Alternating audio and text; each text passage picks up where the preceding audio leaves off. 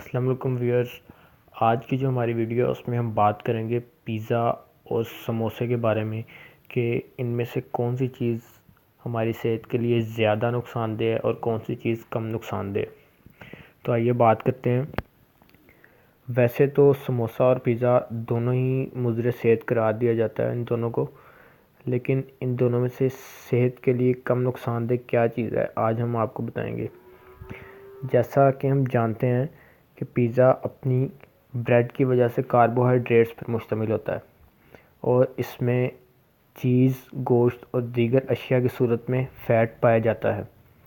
Pizza کو تیل میں فرائی ڈیپ فرائی جو کرتے ہیں، سموسہ جس طرح ہم ڈیپ فرائی کرتے ہیں تیل کے اندر ڈال کر، اس طرح فرائی نہیں کیا جاتا بلکہ مائکرو ویو اوون میں بیک کیا جاتا ہے۔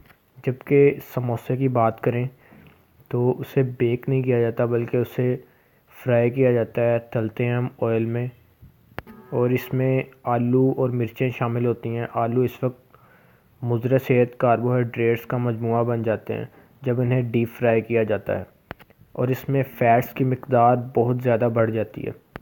کیونکہ ہم اسے ڈیپ فرائی کرتے ہیں اس لیے سموسے میں آئل یا گھی جو ہے وہ جذب ہو جاتا ہے، اور اس میں جو کیلریز کی مقدار ہے وہ پیزا سے کئی گنا زیادہ ہو جاتی ہے۔ کیلریز کا اگر موازنہ کریں تو 100 گرام پیزا میں 276، جبکہ 100 گرام سموسہ میں تقریباً 400 کیلریز پائی جاتی ہیں۔ اگر سموسے کو ڈیپ فرائی کرنے کے بجائے اوون میں بیک کیا جائے تو اسے صحت کے لیے کم نقصان دہ بنایا جا سکتا ہے۔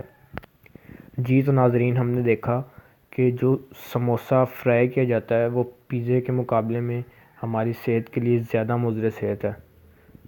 اب تک کے لیے اتنا ہی، اگلی ویڈیو تک کے لیے اللہ حافظ۔